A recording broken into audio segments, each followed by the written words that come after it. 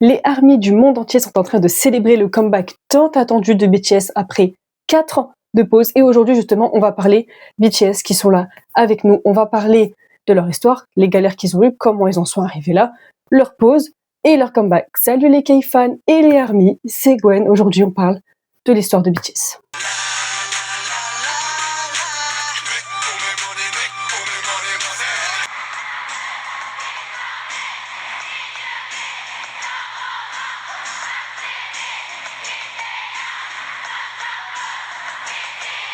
Donc BTS, ça veut dire Bangtan Sonyeondan, j'espère que je le dis bien.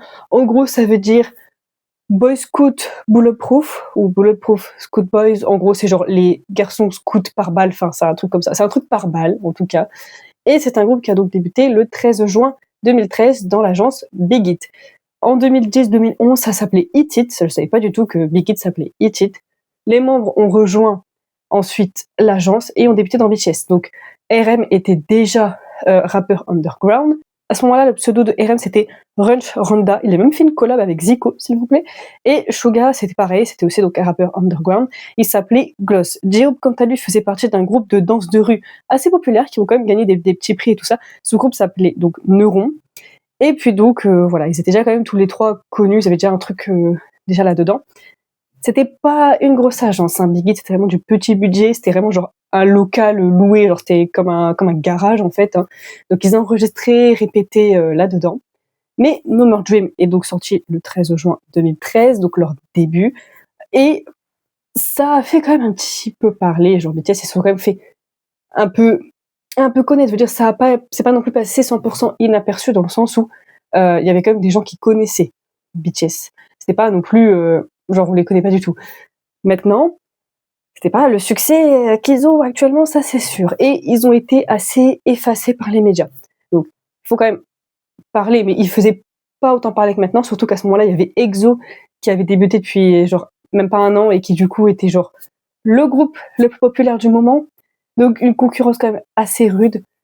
Mais ils débutent en sortant cette chanson avec une image assez bad boy, mais surtout des chansons qui renversent le système de la société. On n'est pas forcément sur des chansons d'amour comme on a l'habitude d'entendre dans la K-pop ou même dans la musique tout court.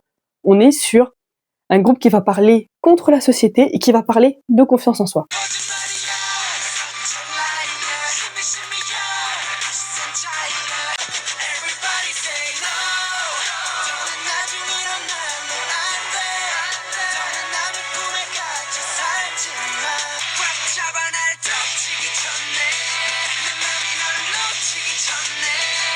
Trois mois après, le 11 septembre 2013, ils ont sorti leur premier album, O Rule 82, lui-là, voilà, celui-ci, voilà, avec donc le titre principal, No, qui a par contre assez moins fait parler.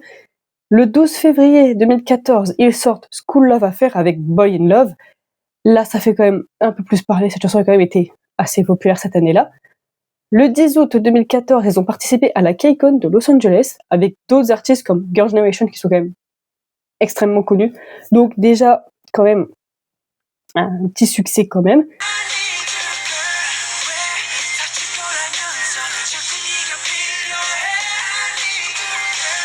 Le 5 mai 2015, là, on a un changement musical, et toujours le même thème, avec I Need You, qui gagne d'ailleurs la première place à The Show, c'est donc leur premier prix. I Need You, c'est vraiment... on reste peut-être en termes de paroles sur du BTS, mais musicalement, comparé à No More Dream, on est sur un changement complet. Vraiment, on n'est pas du tout sur le même délire musicalement, mais ça reste comme du BTS. Ça plaît, ça fait parler, voilà. On n'est toujours pas sur le succès qu'ils ont maintenant, mais quand même un petit peu. Et ça commence tout doucement à aller. Après, c'est vrai que l'agence avait pas mal de problèmes d'argent. Ils ont dû emprunter de l'argent pour tourner le MV de I Need You. Et Jin, comme il vient d'une famille assez aisée, il a beaucoup aidé aussi financièrement les membres, hein, notamment pour manger, tout ça. Mais voilà, c'est quand même la galère. Ils sont quand même un peu populaires, ils ont des prix quand même, mais c'est pas ça, hein, c'est vraiment la galère, c'est vraiment genre dans les garages. C'est pas le plus haut budget qu'ils ont eu.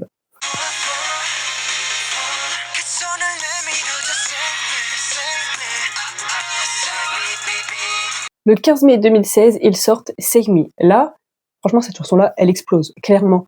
Elle fait énormément parler. En fait, les gens, ce qu'ils adorent chez BTS, c'est qu'ils parlent aux jeunes. Ils parlent avec le cœur. On n'est pas sur une chanson d'amour, comme on a l'habitude d'avoir, etc. On est vraiment sur une chanson qui parle de la difficulté, par exemple, d'être ado et de devenir adulte.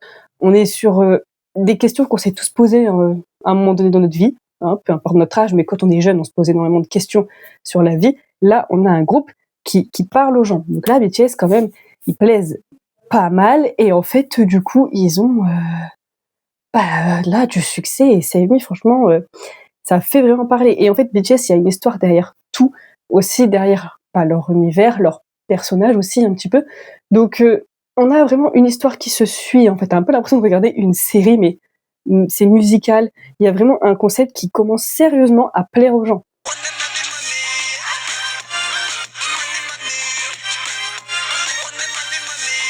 Le 10 octobre 2016, Blood, Sweat and Tears. Oh là là, Blood, Sweat and Tears, mais quel bonheur cette chanson, quel bonheur cette chanson. Elle est directe à la première place des classements musicaux. Donc là, c'est quand même vachement pas mal. Là, ça fait clairement parler, hein, ça explose. Et du coup, en 2016, lors des Mama, elle gagne le prix, le Daysang. Donc en gros, c'est un Daysang, je sais pas comment on dit. Bref, c'est un prix principal, un prix important. Il gagne le prix du meilleur artiste de l'année.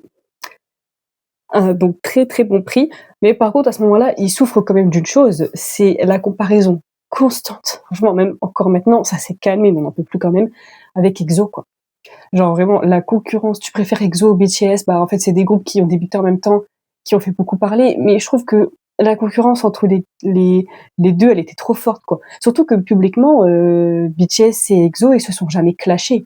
Tu vois, publiquement, il y a jamais eu de bagarre, enfin, il y a jamais rien eu de tout ça. Donc, on sait pas s'ils s'aiment bien ou pas dans la vraie vie, mais on a déjà vu des interactions publiques où ça avait l'air de bien se passer. Alors, ça veut pas dire qu'ils sont amis, mais en tout cas, pas de guéguerre, publiquement, en tout cas. Donc, cette comparaison constante, elle est un peu énervante, et surtout qu'il y a plein d'autres groupes qui ont débuté à cette même période. On a Monsta X, GOT7, on a VIX aussi, on a BAP, B2B. Tu vois, on est quand même sur des gros groupes de tout début de troisième génération. Et en fait, on est sur vraiment des groupes qui... Ouais, genre GOT7 aussi, ils ont fait beaucoup parler, ils étaient très connus. Donc, je comprends pas la comparaison que BTS et que EXO, alors, parce que c'était les deux groupes les plus populaires de ce moment-là. Mais c'est un peu relou qu'ils sont toujours comparés à EXO. Maintenant, ça s'est quand même calmé, et donc BTS, ils gagnent aussi beaucoup en popularité, même s'ils ont toujours des difficultés. Après, je vous avoue, je suis pas une pro BTS, hein. Enfin, je suis pas une professionnelle de la vie de BTS, c'est ça que je veux dire par pro. Mais du coup, je suis pas une pro sur BTS, mais je sais qu'ils ont eu des galères. Après, je connais pas toutes leurs galères, je connais pas à 100% leur histoire, parce que on sait pas à 100% ce qu'ils ont vécu, parce que forcément, déjà, c'était il y a un moment. Genre, je connais mieux BTS maintenant qu'avant. Et c'est surtout qu'en fait, on pourra jamais savoir à 100% ce qui s'est passé, parce qu'on n'était pas là pour le voir. Même si ils l'ont déjà expliqué, on n'est pas là pour le voir concrètement.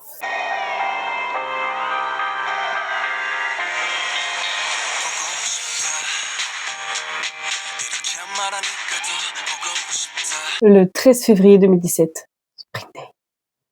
Celle-là, elle est pépite, vraiment. Elle est tellement pépite. Elle est toujours placée assez haute dans les charts. Et elle fait 9 millions de vues en 24 heures. Un record pour la K-pop. Notez ce premier record de vues en 24 heures. On le retient pour... t'inquiète, on le retient. Et puis, ouais, on est sur un sacré record. Puis ensuite, il y a Not Today qui est sorti, qui fait 10 millions, presque 11 millions de vues en 24 heures. Donc, ils viennent de battre leur propre record. On note encore. Ça aussi, on va le noter. Et c'est donc le 21 mai 2017 qu'ils reçoivent, lors d'une cérémonie américaine, le prix du meilleur artiste sur les réseaux sociaux, face à Justin Bieber, Ariana Grande, Shawn Mendes, Selena Gomez, avec plus de 300 millions de votes. Ça veut dire qu'il y a plus de 300 millions de personnes dans le monde, là, qui ont voté pour que ce soit BTS qui gagne le prix. Je pensais même pas que c'était possible, autant de votes, parce que je me dis, les grosses cérémonies américaines, combien de gens les regardent, combien de gens votent? Plus de 300 millions de votes pour BTS, mais c'est énorme. Le même jour, hein, ils apprennent, le monde entier apprend, que BTS dépasse les 4 milliards de vues sur YouTube, toutes vidéos confondues, donc les MV, etc. Donc on est sur des milliards de vues au total, des millions de votes. Là, ça explose, hein.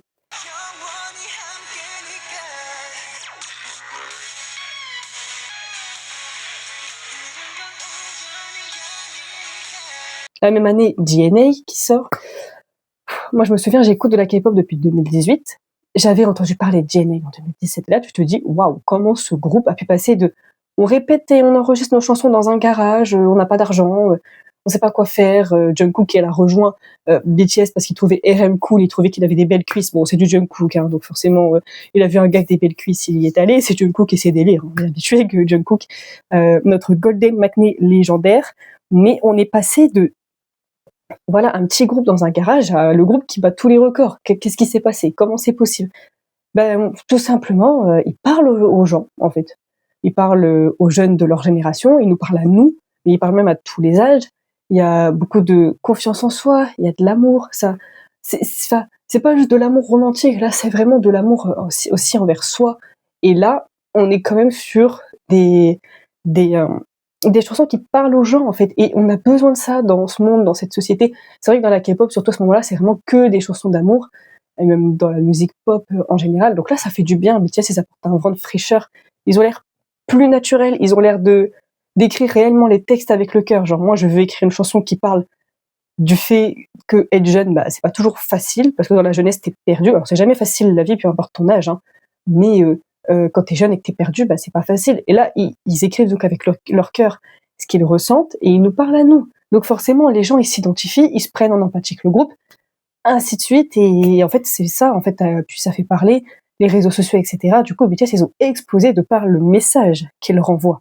Mais donc, ils ont eu un prix, 300 millions de votes, et le même jour, ils apprennent 4 milliards de vues sur YouTube. Ils ont dû passer une bonne journée. Franchement, BTS, ils ont dû passer une bonne journée. Leur agence, ils ont dû se dire « Oh oui, merci ». Les ARMY ont dû être aux anges. Franchement, ils ont dû passer une très, très, très bonne journée.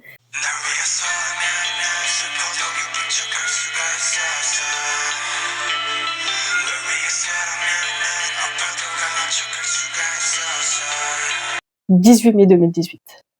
Fake Love. Oh, Fake Love. Oh, mon cœur vit pour cette chanson, d'accord? Vraiment, on est sur... Fake Love, c'est... Waouh! C'est la première chanson, je crois que j'ai écouté de K-pop. Bah, il y avait celle-là, il y avait Mic Drop, Not Today et Killing Me de iKON. Et je crois que c'était Fake Love, hein. C'est d'ailleurs avec cette chanson-là que ma sœur est devenue fan. D'ailleurs, tous les albums de BTS que vous voyez dans le décor, ils sont tous à ma sœur. Je lui ai piqué pour faire un beau décor. Parce que moi, j'ai beaucoup d'albums de K-pop, mais j'en ai pas un de BTS. Et ma sœur, elle a tous les albums de BTS, d'accord? Donc, du coup, je lui ai piqué tout ça. Alors, en 2023, ils ont sorti un livre écrit par leurs soins. Et donc, à la page 345, ils parlent justement de la chanson Fake Love. Alors, en effet, comme son nom l'indique et comme on l'a, je pense, tous pensé, on pense que ça parle justement d'un amour faux, une relation toxique, un amour à sens unique, un amour qui ça va pas, quoi.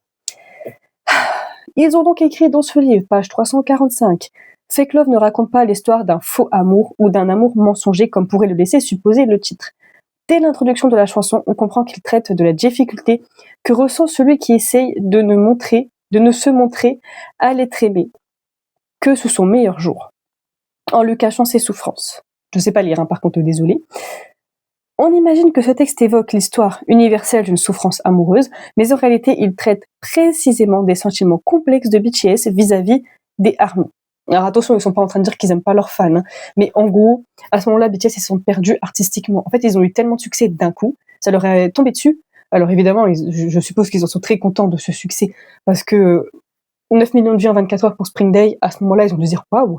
Quand même, il y a des artistes qui feront jamais 9 millions de vues de toute leur vie, donc je pense pas qu'ils s'en plaignent. Mais le fait est qu'ils se sont un peu perdus dans le succès et ils se sont dit, en fait, on est des gars hyper populaires, mais artistiquement, voilà. Ils commencent un petit peu à se sentir perdus, ils réfléchissent même au fait de disband.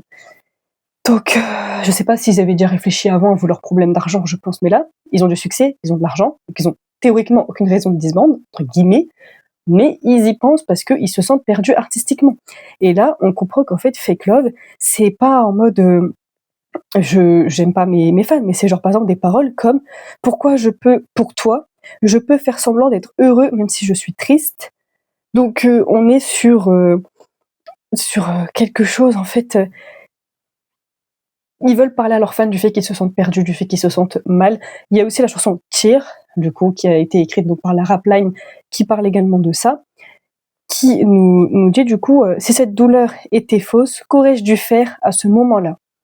Donc vraiment, en fait, cet album-là, est quand même assez triste du coup, parce qu'on est vraiment sur des gars qui se sentent perdus et qui veulent l'exprimer à leurs fans. Et en effet, on a tous cru, je pense, hein, tous, on a cru à juste une histoire d'amour qui se passe mal et c'était bien plus complexe que ça en fait. Et c'est ça, BTS, c'est vraiment un groupe qui vont parler avec leur cœur. Et c'est ça qui les a fait se démarquer par rapport au reste du monde. Pas que le reste de la K-pop, mais au reste du monde. Parce qu'il y a aussi beaucoup eu cette comparaison avec les One Direction.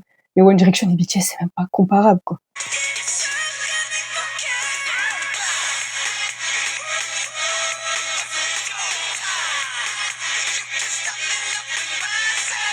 Lorsque Idol est annoncé en l'été 2018, plus d'1 million de précommandes, donc encore un record. Et le 24 août 2018, Idol sort 45 millions de vues en 24 heures. C'est incroyable. Moi, je me souviens que je venais à peine de commencer à écouter de la K-pop et donc BTS. Et j'avais vu le teaser qui est incroyable. Le teaser, la musique traditionnelle, c'est super. Idol, c'est une excellente chanson. Et il y avait même des théories genre sur des messages subliminaux dans le clip, en mode il y a un moment où ils sont dans une cage sous l'eau, il y a un requin. Du coup les gens ils ont dit ça c'est parce que Big Hit ils leur mettent la pression, du coup c'est la pression de l'eau parce qu'ils ont la pression artistique. On sait pas. Mais en tout cas je pense qu'en effet Idol part du fait d'être Idol. Hein. Justement au début, Namjoon il dit clairement tu peux m'appeler artiste, tu peux m'appeler comme tu veux. Ils disent des trucs du genre tu peux m'appeler Idol, appelle-moi comme tu veux, mais ils parlent à leurs fans, en même temps on dirait qu'ils parlent à leurs haters. On est vraiment sur des chansons écrites avec le cœur. Et je me souviens quand c'était sorti, j'ai trouvé ça incroyable. C'est le premier comeback de la K-pop que j'ai suivi. Ça faisait peut-être, allez, un mois à tout casser. Ça faisait un mois que j'écoutais de la K-pop. Donc c'était mon premier teaser, mon premier comeback. 45 millions de vues en 24 heures. J'étais pas prête pour ça. Hein. Moi, quand j'ai commencé à écouter de la K-pop, je pensais pas que ça pouvait aller jusqu'à des records aussi impressionnants. Mais 45 millions de vues en 24 heures. Attends. Et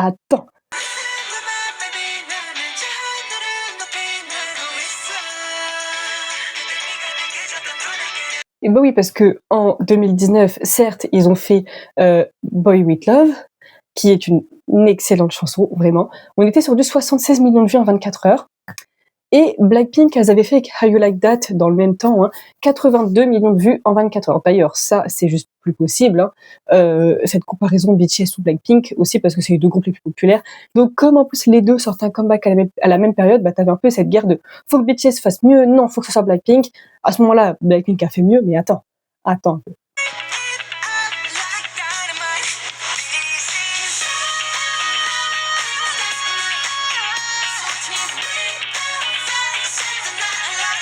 Ah bah ouais, on peut pas parler de BTS sans parler de Dynamite.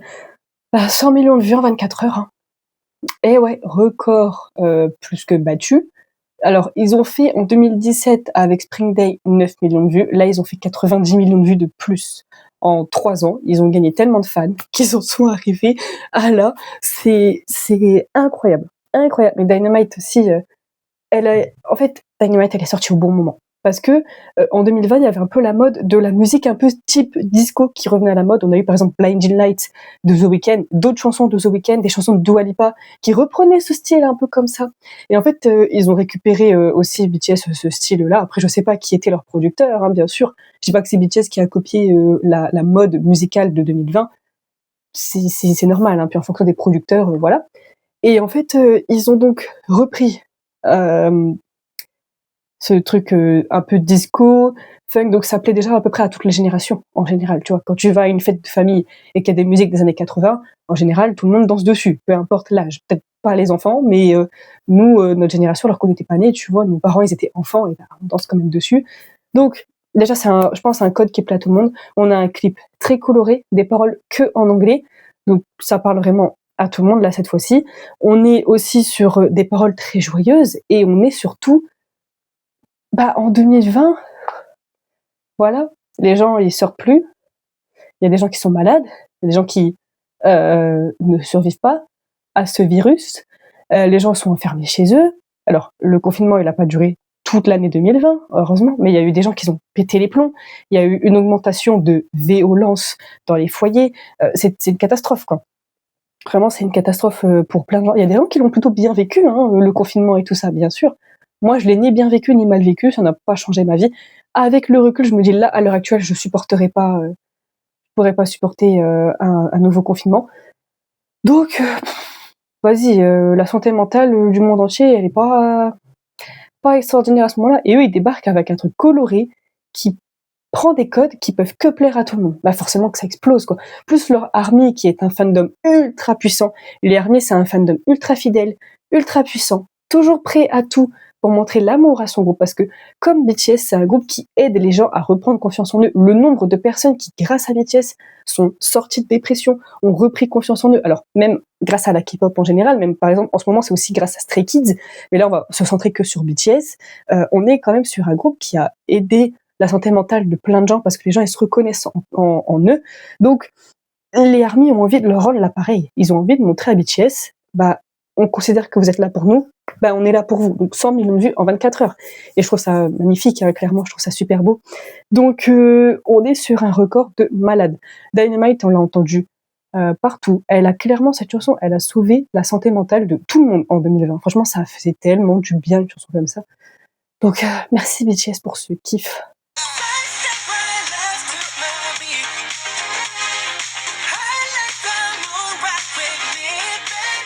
Et ouais, 2021, Buller, 108 millions de vues en 24 heures. Ils ont encore battu leur record. Ils ne font que ça. D'ailleurs, ils le disent dans Dionysus, qui est sorti en 2019, si je dis pas de bêtises, c'est 2019.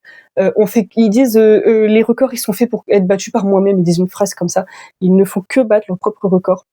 Ils ont fait 4 ans avant avec Spring Day, 9 millions de vues en 24 heures. Là, ils font 99 millions de vues. En plus. C'est un truc de malade. Et Buller, c'est une chanson aussi super cool. Je préfère Buller à Dynamite, personnellement. Ouais, franchement, c'est l'explosion. Là, BTS, ils ont encore plus explosé parce qu'ils parlent aux gens, ils font du bien à tout le monde, quoi.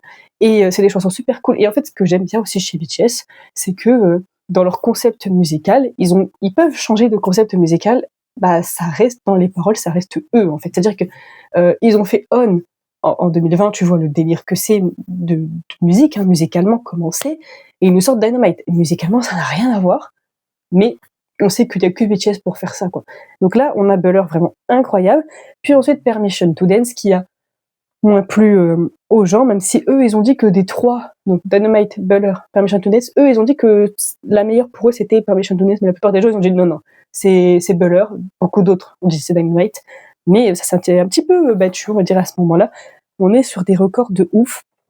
Et puis, 2022, il y a eu Run BTS, Yet to Come, et surtout le repas de Festa de chaque année, hein. Donc là, on est le 14 juin 2022. En fait, on est pour fêter leur 1 an, leur 9 ans, plutôt. Et ils font une grosse annonce, du coup, c'est qu'ils se perdent dans le succès. Ils ont besoin de se retrouver d'un point de vue artistique, chacun de leur côté, pour revenir plus fort. Du coup, ils annoncent une pause. Ils ont besoin de se retrouver individuellement. Et je trouve que c'est une bonne réaction de leur part, parce que ça faisait depuis 2018 qu'ils se sentaient perdus dans le succès. Donc là, ça veut dire que ça fait 4 ans qu'ils savent plus qui ils sont artistiquement. Même s'ils continuent et qu'ils enchaînent les succès et qu'ils font des super trucs, eux, au fond, ils se sentent perdus. Et en fait, je pense que quand t'es artiste et que tu fais ça vraiment par passion et pas pour la popularité, pas pour l'argent, ben, quand tu te perds artistiquement, je pense que ça sert à rien, parce que moi, par exemple, je fais du théâtre, je fais de la danse, là, je fais des vidéos. Alors, j'en vis pas. On va dire que moi, je suis artiste au bas de l'échelle. En fait, il y a même pas d'échelle tellement je suis au bas de l'échelle, mais bon, voilà. Et c'est vrai que quand tu le fais pas par passion, et quand tu fais, par exemple, quand je fais une pièce de théâtre parce que je me sens obligée de la faire, comment ça me saoule, mais ça me saoule une puissance. Ça me saoule plus de faire une pièce de théâtre qui me plaît pas, plutôt que de faire une tâche dans mon travail qui me plaît pas. Quand t'es artiste, tu dois mettre toute ton âme, tout ton cœur, toutes tes qualités, tous tes défauts. Il y a un côté, tu mets vraiment ta personnalité dedans. Et quand tu te perds artistiquement, ça sert à rien de continuer. T'as pas envie d'arrêter, bah tu fais une pause. Et je trouve que la réaction de BTS, elle est excellente, parce que ce qui est bien aussi avec BTS, et je pense que c'est l'une des raisons de leur succès, c'est que ils ont pas pris la grosse tête. Ils ont vu un succès grandissant, ils ont vu qu'ils étaient en train d'exploser sur Internet, ils explosent complètement, et ils font bah non, nous le succès, ok c'est bien, on a du succès, on va pas se plaindre, mais on se perd dedans, quoi. Donc qui sommes-nous en tant qu'artistes? Qui sommes-nous individuellement? Faisons une pause pour nous retrouver. Et je trouve que c'est une réaction très mature et très sincère et très honnête, et c'est ça aussi qui fait qu'on aime BTS, en fait. Donc ils annoncent cette fameuse pause qui a fait énormément parler le nombre de médias français que j'ai vu. BTS annonce une pause, ça va être comme One Direction. Encore cette histoire, BTS One Direction, c'est pas le même délire musical, c'est pas le même concept. Il y a des parties de rap chez BTS, il y a des chorégraphies millimétrées, comme le diraient les reportages français. On n'est pas sur juste un... Non, on n'est pas juste sur le même concept. Mais les gens, ils ont fait beaucoup de la comparaison, quoi. Les gens ils ont dit, vous allez voir qu'ils vont faire comme One Direction, ils vont jamais revenir. C'est la K-pop, c'est pas non plus pareil. Vous allez voir qu'ils vont revenir. Bien sûr qu'ils vont revenir. Alors oui, j'ai oublié aussi de préciser que BTS a changé pour pas Bangtan Sonyeondan, mais pour Beyond the Scene. Voilà, je suis perdue. Mais quand on parle du coup du fameux succès de BTS qui fait qu'ils se sont perdus, qu'ils sont partis ensuite en pause, dans le livre, la page 222, ils expliquent donc ce nom BTS, que c'était en fait le succès, c'était que les 4 premières places étaient prises par les albums d'EXO. D'où la comparaison. C'était la première fois depuis 2010 qu'un groupe d'idoles n'appartenant pas à une des 3 grosses agences, donc à ce moment-là, les 3 grosses agences, c'est YG, SM, JYP. Parce que maintenant, il y a HYBE. Alors oui, parce que du coup, à partir de... c'est en 2020, justement. Donc, Big Hit, ils ont fait débuter chez XT en 2019. Ils ont récupéré d'autres agences pour faire le complexe HYBE. Donc, tous les groupes que tu vois chez HYBE, ils sont pas chez Big Hit. Hein. Ils sont chez plusieurs petites agences dirigées par, là-haut, une seule et même personne. Donc, c'est la même agence sans être la même agence. Voilà, c'est compliqué. Et c'est parti en cacahuète depuis que c'est devenu HYBE, je trouve. Hein, mais bon, voilà, BTS, en tout cas, c'est leur poule aux œufs d'or. Et donc, du coup, les 3 plus grosses agences du pays occupaient 2 des 10 premières places du classement. Donc, en gros, c'était la première fois, depuis 2010, qu'un groupe qui vient pas d'une de ces 3 agences-là occupe 2 premières places du classement, quoi. De plus, ils avaient atteint ce résultat 1 mois seulement après la sortie de l'album. L'année suivante, il s'est encore vendu à 105 000 exemplaires, se plaçant au 21e rang des albums de 2016. À ce moment-là, en plus, il y a Monster qui sort, quoi, donc la chanson d'EXO hyper populaire, donc la concurrence, quoi, elle a dû être rude. Aux pages 305, 306, 307, on nous parle justement de mai 2018, donc la sortie de Fake Love, etc. Donc on nous dit que tandis que la voie d'un succès phénoménal s'ouvrait devant eux, le groupe a connu la plus grave crise de son histoire. Celui-ci a éclaté au grand jour 7 mois après les BBMA 2018, le 14 décembre à l'occasion des Mama 2018 du coup. Lors de la cérémonie, alors que leur était décerné pour la 3e année consécutive le titre d'artiste de l'année, donc du coup le premier prix important qu'ils ont gagné en 2016, ils l'ont aussi gagné en 2017 et là de nouveau en 2018, J-Hope est arrivé en larmes sur scène pour faire son discours de remerciement. Il dit donc « Ce prix, si nous ne l'avions pas eu cette année, j'aurais pleuré tout autant. Parce que nous avons beaucoup souffert et parce que nous vous avons donné tant d'amour. Je voudrais vous exprimer toute notre gratitude. Vraiment, vraiment, je vous remercie. Et je voudrais saluer tous les membres du groupe ici présents et leur dire 1000 merci. » Jin pleurait déjà en écoutant les remerciements successifs et lorsque c'était son tour, il déclare d'une voix tremblante « En fait, je repense au début de cette année, à cette période, nous avons terriblement souffert sur le plan psychologique. Là, c'était au point où on a presque envisagé de dissoudre le groupe, mais on s'est ressaisi et voilà, on a été récompensé par ces prix superbes. Pour nous, c'est un grand soulagement. Je remercie tous les membres du groupe qui ont su se ressaisir à temps, ainsi que nos amis qui nous apportent toujours autant d'amour. » Donc, ouais, ils ont énormément souffert. Après, c'est comme ça, malheureusement. Après, c'est humain, c'est partie de la vie, malheureusement. Et le fait d'avoir continué, d'avoir gagné ce prix, leur a fait se dire, mais heureusement qu'on n'a pas arrêté. Et je trouve que BTS, c'est un exemple de vie, parce que c'est un groupe qui est passé par tellement de haut, mais tellement de bas, et malgré tout, ils ont continué à se battre en période où ils étaient tout en bas de la pente, parce qu'à la fin, à chaque fois, ils arrivaient en haut. Ils ont voulu disband début 2018, fin d'année, ils gagnent un gros prix, ils ont explosé en termes de popularité, ils savent pas qu'ils vont encore plus exploser avec Dynamite, mais voilà. Et ils font une comparaison avec Bohemian Rhapsody, donc c'est une chanson de Queen sortie en 1975.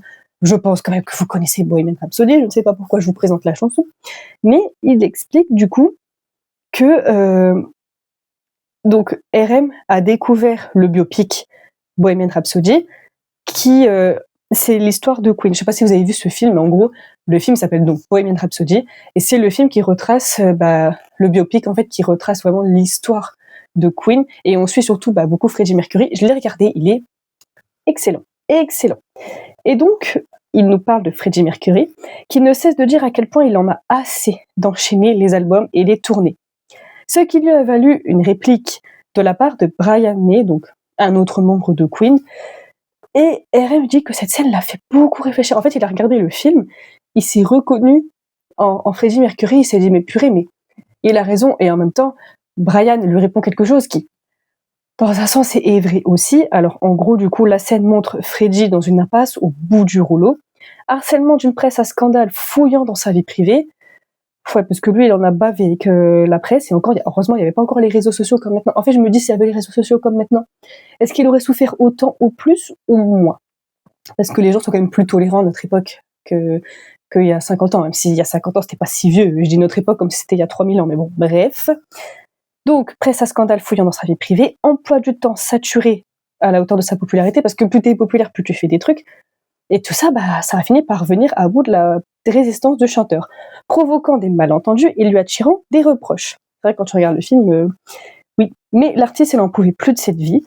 Donc, il dit qu'il en a assez des tournées, des albums, ils font que ça. Et Brian lui rappelle, du coup, la règle d'or. Il dit, c'est ça, ce qu'un groupe doit faire. Album, tournée, album, tournée, album, tournée, tournée. Et cette scène a fait beaucoup réfléchir RM. Et c'est fou quand tu te dis, RM, il s'est comparé à Freddie Mercury. Quand tu connais l'histoire de Queen, de Freddie et tout, tu te dis, Freddie, il a énormément souffert. Même s'il a toujours voulu être artiste, il a quand même le droit de souffrir de sa popularité explosante, de son emploi du temps surchargé, de la presse à scandale. Et RM, il a énormément réfléchi avec cette scène. Page 319 du livre, il nous parle que la popularité du groupe aux États-Unis, notamment, du coup, là, ils sont toujours très populaires aux États-Unis.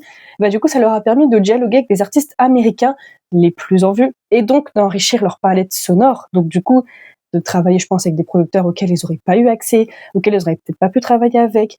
Et du coup, le jeune groupe qui pratiquait à ses débuts un hip-hop d'idoles coréennes avait désormais assimilé les nouvelles tendances, à commencer par la pop américaine, avec un titre notamment comme DNA, où l'on trouve à la fois un mix des plus pointus et de pop joyeux se rapprochant de l'easy listening. Je comprends même pas ce que je lis, mais bon, voilà. Peut être considéré comme un jalon important de l'ascension de BTS à ce nouveau statut. Alors oui, le fait d'avoir récupéré des codes américains et d'avoir commencé à être populaire leur a permis de rencontrer des producteurs qui ont pu peut-être leur permettre d'avoir un style plus américanisé. Je pense que ça a joué aussi, malheureusement. Mais ça a quand même aidé, ou pas, à la popularité.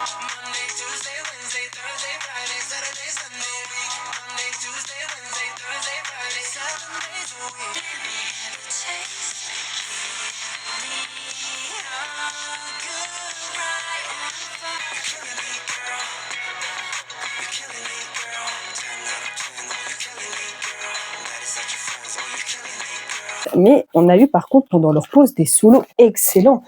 On en parle s'il vous plaît des albums de Jungkook, genre Seven, qui ont été excellents. On a eu des très bons solos de la part de Jimin. Jin aussi. Après, Jin, lui, ce qu'il fait, c'est un peu mignon, posé, tranquille. Et on a eu du J-Hope avec des albums, des chansons que j'aurais pas cru voir de lui, quoi. Parce que moi, je m'attendais à du coloré comme genre Daydream et tout. On a eu genre Arson, Jack in the Box. Puis on a eu l'année dernière Mona Lisa et Killing Girl, l'une des chansons de l'année. Pour beaucoup, c'est la chanson de l'année, je comprends. C'est vraiment l'une des chansons de l'année, j'adore. On a eu des super solos. Ils ont dû partir au service militaire. Il y a toujours eu ce débat de est-ce qu'on envoie BTS. Alors ça, c'est le gouvernement coréen. Est-ce qu'on envoie BTS au service militaire ou pas? Parce que c'est notre poule aux œufs d'or. Il y a, alors je pense que le chiffre a changé depuis 2020, 7% des fans, enfin des gens qui viennent en Corée du Sud, c'est juste parce qu'ils sont fans de BTS. C'est même pas parce qu'ils sont fans de K-pop, parce qu'ils sont fans de BTS. Je pense que le chiffre a changé parce qu'en 2020 c'était 7%. Je dis comme ça, c'est pas beaucoup, mais c'est même pas 7% des gens qui viennent en vacances en Corée qui sont fans de K-pop, c'est de BTS. Donc finalement, quand même pas mal. Donc en fait, oui. BTS, ils ont dû faire leur service militaire, mais ça n'a pas plu à la Corée, parce que c'est leur poule aux œufs d'or. Ils se sont dit, est-ce qu'on ferait pas la loi BTS pour les exempter du service militaire? Comme ça, ils continuent de faire des comebacks, comme ça, voilà. Puis, bon, ils se sont dit, est-ce qu'on fait ça que pour BTS ou pour d'autres gros groupes? Ça n'a pas plu aux fans de K-pop, parce que pourquoi BTS aurait le droit et pas les autres groupes? Parce que c'est clairement la K-pop qui ramène de l'argent à la Corée du Sud. Oui, certes, BTS, ils ont participé à ce succès énorme, mais il faut pas oublier une chose, c'est que la K-pop, ça existe depuis 92. Ça fait quand même 34 ans que ça existe. Si les premiers groupes de K-pop n'avaient pas existé, BTS n'existerait pas aujourd'hui.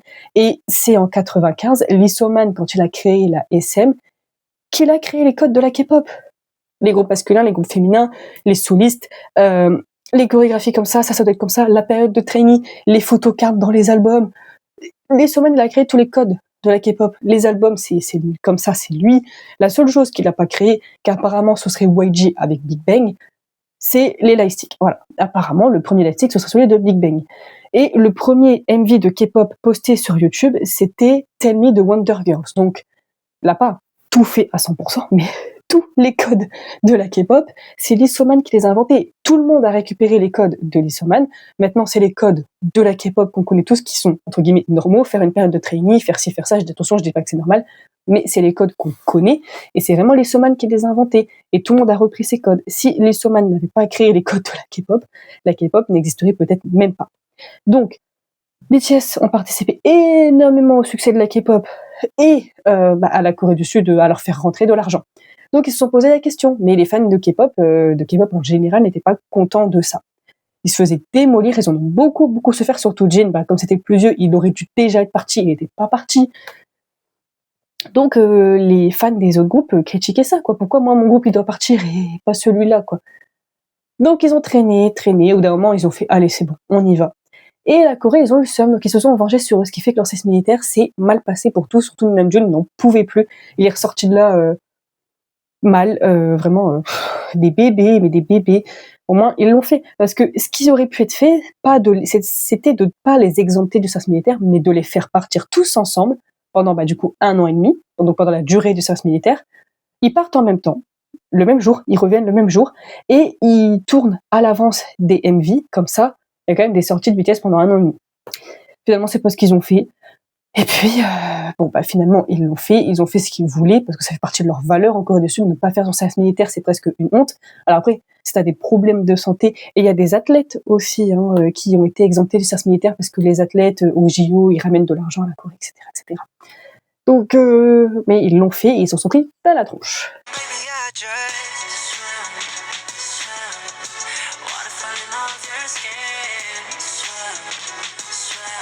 Mais après 4 ans, c'est passé à la fois vite et à la fois lentement, parce que quand t'écoutes plein de groupes et que t'écoutes pas que BTS, en fait tu t'ennuies pas forcément. En plus, Stray Kids qui sont tout là-bas, ils sont devenus très populaires. Il y a eu d'autres groupes qui sont arrivés, donc quand t'es multistan comme moi, tu t'ennuies pas. Mais en effet, au bout d'un moment, t'as comme cette impatience de bon, quand est-ce qu'ils reviennent, quoi. Mais en même temps, comme on avait des solos, on avait toujours des trucs de la part des membres de BTS, donc en soi, je pense que c'est pour ça aussi que on a pu réussir à attendre ces 4 années, parce qu'on avait quand même des choses, et on savait qu'ils en avaient besoin, et on savait qu'ils devaient aller au service militaire, donc voilà. Ils sont revenus avec Swim. Ah là là, ça fait du bien de voir BTS revenir. Et vraiment, ce que j'adore chez eux, c'est que musicalement, ils peuvent faire n'importe quel style de musique, c'est toujours bien. Alors BTS, ils ont pas une mauvaise chanson, c'est un truc de fou. Ils savent pas faire des mauvaises chansons, BTS. Et à chaque fois, il y a toujours un message. Il y a toujours, c'est pas juste, on a écrit cette chanson, on la sort. Justement, des vrais artistes, quoi. Attention, je dis pas que les idoles de K-pop ne sont pas des vrais artistes, hein. Je dis absolument pas ça. Mais là, on a quelque chose qui... Voilà. Donc, leur comeback, il est super. Ce qui est juste dommage, c'est que dans le MV, on les voit pas beaucoup, je trouve. Mais la chanson est super bien. Elle est beaucoup plus calme, beaucoup plus chill. Je pense qu'ils ont voulu faire un retour tranquille. Ils ont pas voulu faire un retour avec une chanson comme Not Today ou Mic Drop aussi. Mic Drop. J'ai oublié d'en parler tout à l'heure, Mic Drop. Incroyable. Pépite. La chanson déjà originale et le remix, incroyable, vraiment magnifique. Vraiment, on est sur des chansons géniales. Ils auraient pu faire un retour explosif comme ça. Ils ont décidé de partir sur quelque chose de plutôt tranquille, mais qui donne quand même envie de bouger. On n'est pas sur une balade, on est quand même sur quelque chose qui donne envie de bouger quand même un petit peu. On est sur quelque chose qui détend, on est sur un truc tranquille. Ils avaient peut-être besoin de revenir en douceur, à voir les prochains comebacks, si ça va bouger plus, si ça va être un peu comme ça. Mais musicalement, on n'a pas forcément eu l'habitude d'avoir ça de BTS, mais ça reste du BTS, totalement. Ça reste dans leur concept. Donc, très bon nouveau comeback. Il y en a qui pensent que c'est des fantômes, parce que dans le MV, elle a pas l'air de les voir, la femme, c'est une actrice de Riverdale. En tout cas, moi, ce que j'en pense, c'est que c'est un comeback bien. Franchement, je me demandais ce qu'ils allaient faire. Mais je dis, ils vont faire un truc pétant, explosif, en mode c'est notre tour. Et non, je pense qu'en fait, cette pause a fait qu'ils se sont en effet retrouvés et qu'après le service militaire et tout ça, ils se sont dit, on veut sur un truc tranquille. Après, faut pas oublier que BTS, bah, ils ont la trentaine. Donc je pense aussi qu'ils ont envie de se poser un peu plus parce que les groupes de K-pop, même chaque artiste du monde, les premières années, ils charbonnent et une fois qu'ils ont leurs fans installés, leur fan base qui est bien installée, là ils peuvent ralentir le rythme parce qu'ils savent que peu importe ce qu'ils feront, peu importe le temps qu'ils prennent pour le faire, ils auront toujours leurs fans qui seront présents. Quand tu regardes les groupes de K-pop, pendant 7 ans ils charbonnent, pendant 10 ans ils charbonnent et après ça se calme. Parce que c'est déjà impossible de tenir comme rythme, mais une fois que tu as bien ta fanbase d'installée, bah, tu peux faire un comeback tous les 2-3 ans, ça dépend du groupe. Quelque chose de tranquille, de chill, qui fait quand même du bien à l'esprit. Alors, merci BTS pour ce comeback après 4 ans, mais c'est ouf de voir à quel point ça leur a fait du bien. Et je trouve que c'est super parce que BTS, c'est un groupe authentique. Ils disent ce qu'ils pensent toujours dans le respect. Ils font des paroles qui parlent à tout le monde. Ils aident les gens à aller mieux. Mais il faut pas qu'ils s'oublient dans tout ça. Et justement, ils ont commencé à s'oublier là-dedans. Et du coup, ils ont fait une pause pour mieux revenir et rester fidèles à leurs valeurs. Et c'est ça qui fait que BTS est aussi populaire. Enfin, pour moi, je vois pas d'autre explication que ça. En plus d'avoir des très bonnes chansons, c'est forcément ce message, c'est cette personnalité, le fait d'écrire avec le cœur, de parler aux gens. Vraiment, quand t'écoutes leurs chansons, tu te dis ouais, en fait, ça me parle, tu vois. Genre moi, Mac Drop, ça me parle vraiment. Donc et chacun a sa chanson de BTS qui lui parle, même peut-être toutes les chansons de BTS qui vous parlent. Dans tous les cas, c'est un groupe super, qu'il faut aimer, qu'il faut respecter, parce que les comparer constamment à EXO ou à BTS, ou maintenant à Stray Kids aussi, parce que Stray Kids c'est le groupe le plus écouté en France, c'est plus BTS, donc mais il faut pas faire des comparaisons comme ça, parce que je pense qu'en fait BTS ils s'en foutent, et BTS ils ont rien à prouver à personne. Ça reste le groupe le plus populaire quand même, donc ils ont rien à prouver, en fait BTS ils ont pas à prouver, ouais c'est nous les plus populaires, non. Et les ARMY n'ont pas à prouver que ah, BTS c'est le meilleur groupe, nous on est le meilleur fandom. Non. Quand tu sais que BTS c'est le groupe le plus populaire, bah, quand tu le sais, t'as rien à prouver en fait, parce que des fois, vouloir prouver que tu es le meilleur, c'est une insulte. Genre, c'est une insulte envers toi-même. Laisse les choses se faire. Et c'est ça avec BTS qui fait qu'on les adore, c'est que c'est des mecs hyper populaires, mais c'est des mecs normaux. Genre, il y a Vidéo, puis il avait fait un live, je sais plus quand, il y a 2 ans, il avait fait un live où il disait, tu sais, je suis comme vous, hein. Et vous savez, les gens, je suis un gars normal, je suis comme vous. Moi aussi, je lave mes chaussettes avec du shampoing. Non, Obi, personne ne lave ses chaussettes avec du shampoing. Tu les mets dans la machine à laver, et puis c'est tout, quoi. Logiquement. Mais c'est des gars, ils sont contemporains, hein. Tu leur offres un plat de pâtes, ils sont contents, tu vois. Du coup, c'est des mecs ultra populaires, mais c'est des gens normaux. Après, on les connaît pas dans la vraie vie, mais ils sont quand même des gars normaux. Et c'est ça qui fait le succès de BTS, c'est pour ça qu'on les adore. Donc, je suis peut-être pas une professionnelle sur BTS, mais voilà pourquoi BTS sont passés de petit garage à là-haut, et comment BTS, c'est vrai, ils sont devenus aussi populaires, pourquoi la pause et leur retour, etc. Je sais que j'ai beaucoup blablaté, mais en gros, c'est ça qui s'est passé. Donc j'espère que cette vidéo vous a plu. Si c'est le cas, mettez un like, abonnez-vous, partagez, commentez, dites-moi dans les commentaires ce que vous pensez de BTS, qu'est-ce que vous aimez chez BTS pour vous, les raisons de leur succès, c'est quoi? Ce que vous pensez de tout ça. Rejoignez-moi sur mon compte Instagram et mon compte TikTok, c'est hyper important. De toute façon, c'est les mêmes pseudos partout, donc c'est facile à trouver. Et on se dit à la semaine prochaine, les K-fans.